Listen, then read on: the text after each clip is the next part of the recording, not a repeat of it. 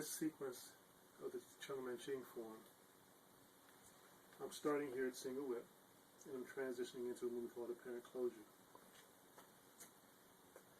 Traditionally, the left foot stays straight ahead, but what I found is that if I keep my left foot straight ahead and I want to orient myself to the right, I'm trying to go 90 degrees, that my hips don't open that way.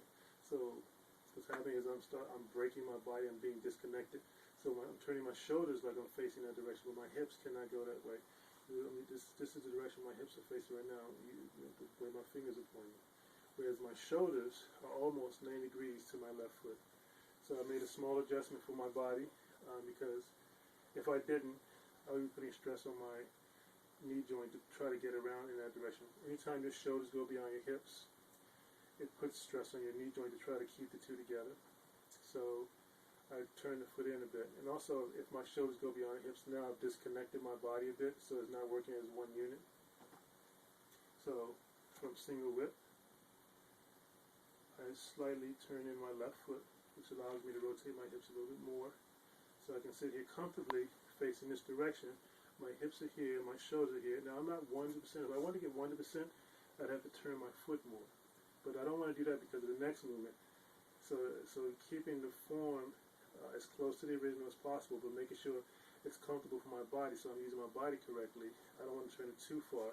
So I'm addressing that direction. I could address it slightly more, but getting to the point where I can at least face that direction comfortably and keep my body connected is what I was going for. So from single whip, turn in a bit. Sink, I release the right foot. Waist is the commander. I bring the hands in here. The right hand's in around the tip of your nose.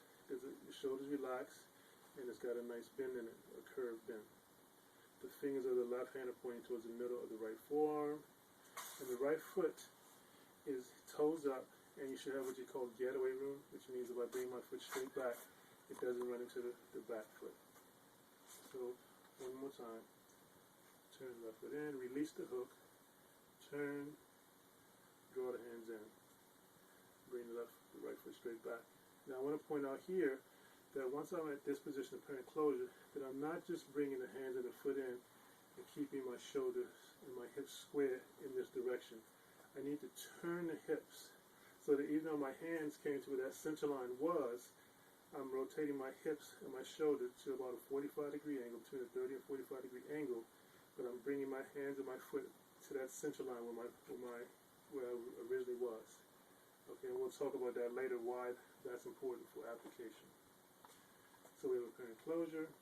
We have this movement called lift hands. And there's no weight here. Draw the hands and the foot in. I look over my right shoulder. Turn the hips to step out. Bring the left tiger's mouth behind the right elbow. Sink the hips forward. I don't want the body get out of alignment here, so I make sure that the shoulders stay over hips. Knee goes no further than the toe. Small waist turn here. Now, if I could turn the shoulders more, but my waist doesn't go that far. So remember, also I don't want the knee to start to creep over off the line of the foot. So, small waist turn. Here I'm going to make the same adjustment as I did when I sank into lift hands to go to white crane cools wings. I turn my right foot in just a bit. I sit down on it, raise the right hand, keep the shoulder relaxed, like I'm saluting, but it's a little fuller. Bring the left hand down by the left thigh. I bring the left foot over with the toes down and the heel up. Okay, one more time. Shoulder strike, right foot in just a bit, and sink, draw the left foot over. And it's for the exact same reason as I did the other movement.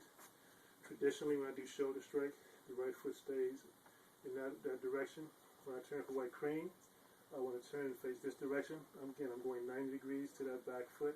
I just cannot get my hips in that direction, so I can't truly face that direction. So my shoulders will go there, but my hips won't. I can already feel the stress on my knee, and my body's disconnected. When I turn in a bit, I get my hips around, shoulders and hips stay together, and then I can still face that direction. The next piece of the form, my heel is up in white crane cools wing. As I begin, the heel goes flat. I sweep across in the rolling back type motion. Again, I don't let the arm go out of the line of my body. I turn here at the elbow.